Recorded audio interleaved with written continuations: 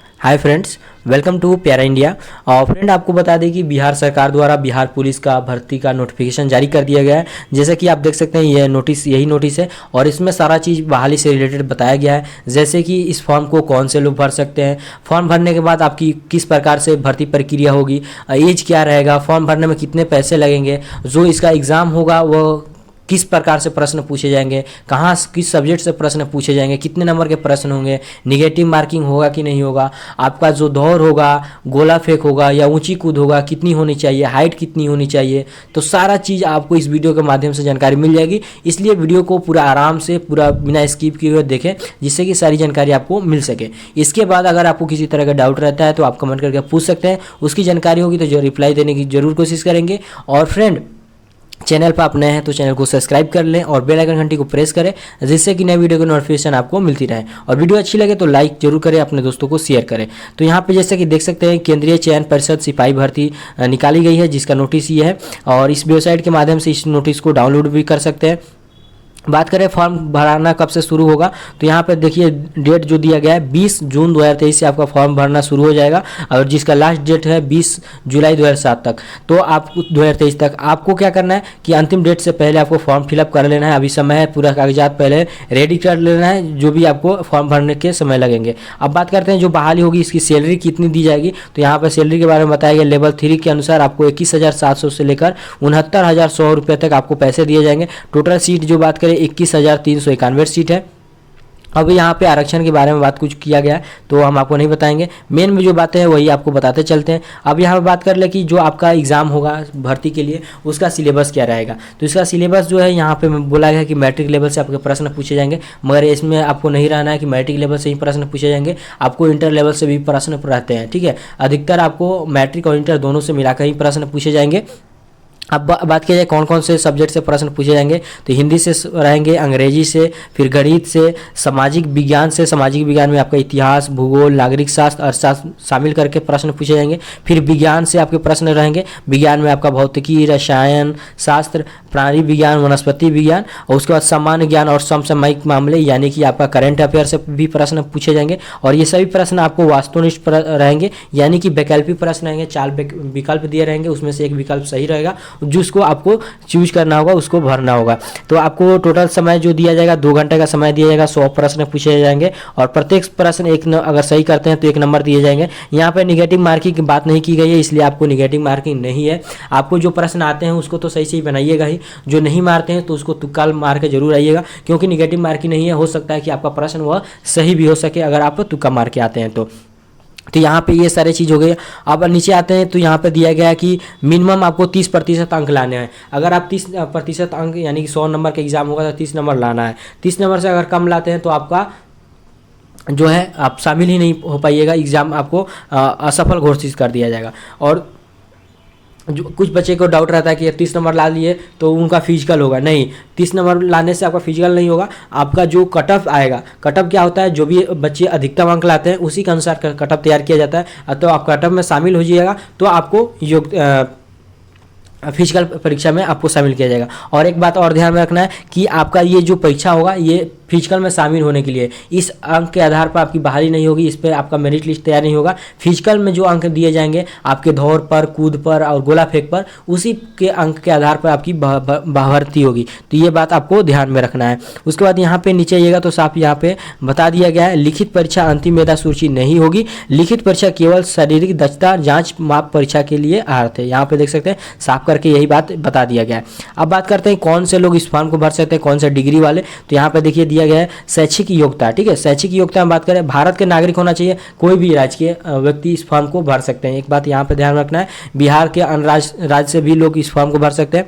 अब शैक्षिक योग्यता में क्या होना चाहिए, तो इसके लिए आपको 1/8/2022 तक आपको इंटर पास होना चाहिए। ठीक है, यानी कि अगस्त 2022 तक आपको इंटर पास हो जाना चाहिए। नहीं तो इसके समकक्ष जो भी कोर्स होते हैं, जैसे कि बिहार मदरसा बोर्ड से अगर आप मौलवी कर रहे हैं तो मौलवी आपको पास होना चाहिए, या आप बिहार संस्कृत बोर्ड से अगर शास्त्री जो कि अंग्रेजी सहित या आचार्य अंग्रेजी सहित अगर डिग्री पास हैं तो आप इस फॉर्म को फिलअप कर सकते हैं। तो यहाँ पे आपको क्लियर हो गया होगा कौन से लोग फॉर्म को फिलअप कर सकते हैं। अब बात करते हैं कि आपका एज, तो एज जो होगा आपका मैट्रिक या उसके समकक्ष जो भी कोर्सेज है उसी के अकॉर्डिंग से आपका एज का गणना किया जाएगा और आपका एज जो है अगस्त 2022 से गणना किया जाएगा। और इसमें न्यूनतम जो 18 वर्ष, ठीक है, अगर 18 वर्ष के तो फॉर्म को भर सकते हैं। ये आपको अनारक्षित कोटा यानी समान वर्ग के लोगों के लिए, और अधिकतम जो है 25 वर्ष, ठीक है। अब इसमें जो आरक्षित वर्ग से लोग आते हैं उनको 2 साल 3 साल का छूट दिया गया है, तो वो अपना देख सकते हैं कैटेगरी वाइज उनको कितने छूट दिए गए हैं।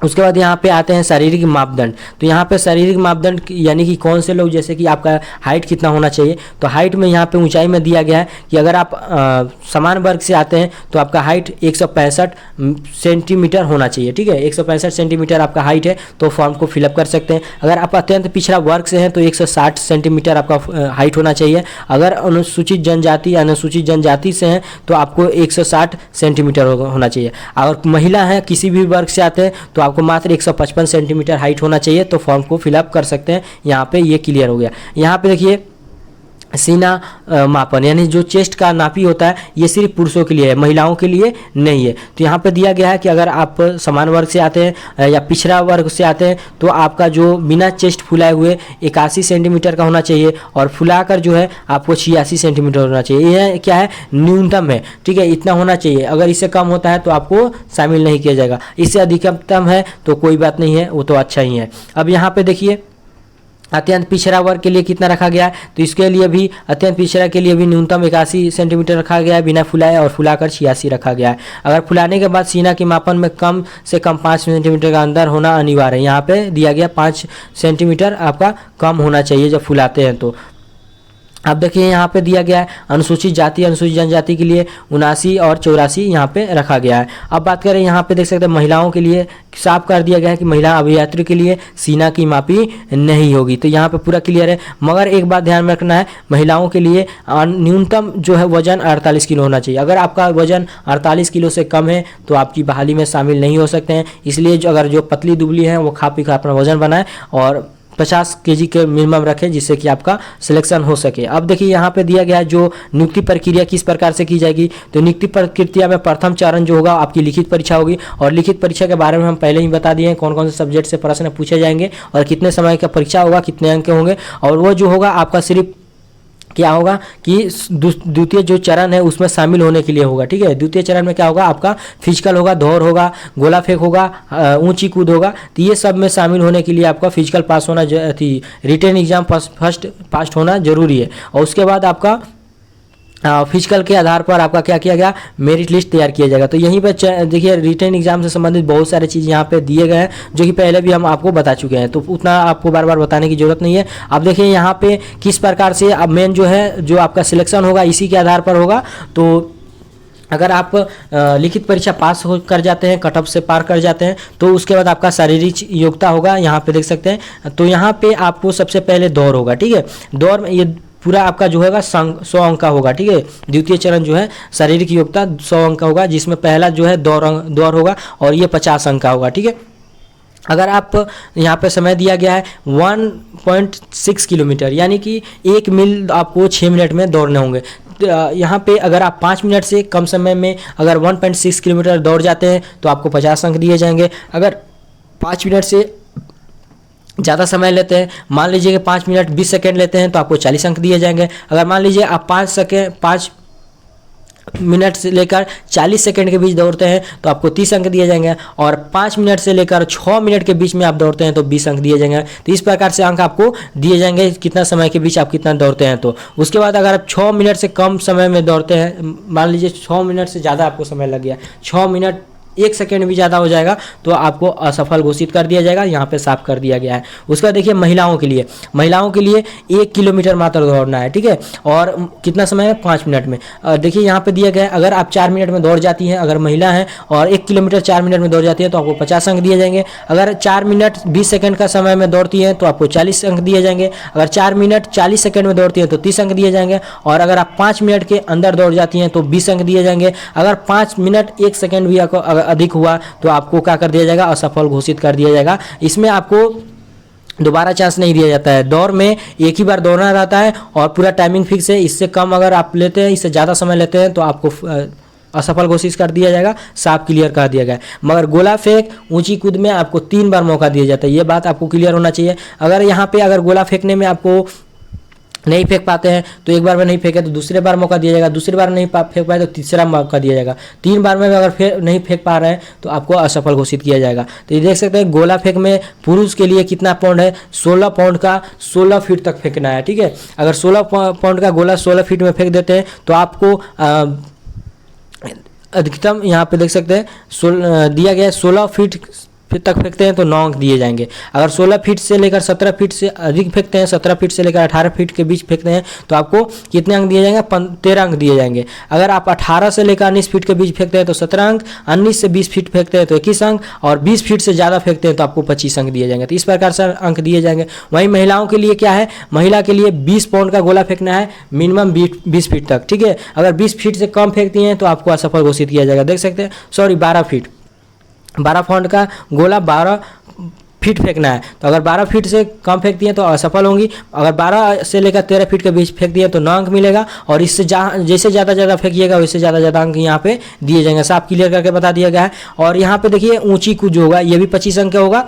तो ऊंची कूद में क्या करना है कि पुरुषों के लिए 4 फीट दौड़ना है, कूदना है। अगर आप 4 फीट कूदते हैं तो 13 अंक दिए जाएंगे, और इससे जैसे जैसे ज़्यादा कूदते हैं, अगर 5 फीट कूद जाते हैं तो आपको 25 अंक अधिकतम दिए जाएंगे। उसी प्रकार महिलाओं के लिए दिया गया है कि महिला को न्यूनतम 3 फीट कूदना है। 3 फीट से कम कूदती हैं तो आप असफल हो जाइएगा। अगर 3 फीट कूदती है तो 13 अंक दिए जाएंगे। अगर आप 4 फीट कूद जाती हैं तो आपको 25 अंक दिए जाएंगे। यहाँ पे साफ क्लियर कर दिया गया। और देखिए यहाँ पे 3 मौका, हम जो पहले बात बताया है यहीं पर साफ क्लियर करके बताया गया कि गोला फेंक और ऊंची कूद में 3 मौका दिए जाएंगे। उसके बाद दौड़ में आपको मौका नहीं दिया जाएगा। यहाँ पे सीट बताया गया कितना सीट किसको दिए गए आरक्षित वर्ग में। महिलाओं को देख सकते हैं यहाँ पे 655 सीट है, और ट्रांसजेंडर के लिए 56 सीट है, और अभी अपने कैटेगरी के अनुसार देख सकते हैं कितना सीटें हैं। और नीचे आइएगा तो यहाँ पे आपको सिर्फ दिखा देते हैं फॉर्म भरने के लिए कितने पैसे लगेंगे। तो यहाँ पे देख सकते हैं फॉर्म फिलअप करने के लिए 675 रुपये लगेंगे। आप किसी भी वर्ग से हैं, पुरुष हैं, जैसे कि पिछड़ा वर्ग से हैं या तो अत्यंत पिछड़ा वर्ग से हैं या समान वर्ग से हैं, तो 675 रुपया लगेगा। अगर बिहार राज्य से किसी भी वर्ग से हैं, ठीक है, तो बिहार राज्य के अदर राज्य से जो भी स्टूडेंट भरेंगे तो 675 रुपया लगेगा। अगर आप बिहार के हैं, महिला हैं या ट्रांसजेंडर हैं या आप अनुसूचित जाति अनुसूचित जनजाति से आते हैं तो मात्र 180 रुपये लगेंगे। तो एक बात यहाँ पे साफ क्लियर करके बता दिया गया है। तो फिर जो भी जानकारी था मेन यहाँ पे आपको हम बता दिए हैं। अब इसके अलावा अगर आपको किसी तरह का डाउट रहता है तो कमेंट करके पूछ सकते हैं। फ्रेंड वीडियो में बस इतना ही। Thank you.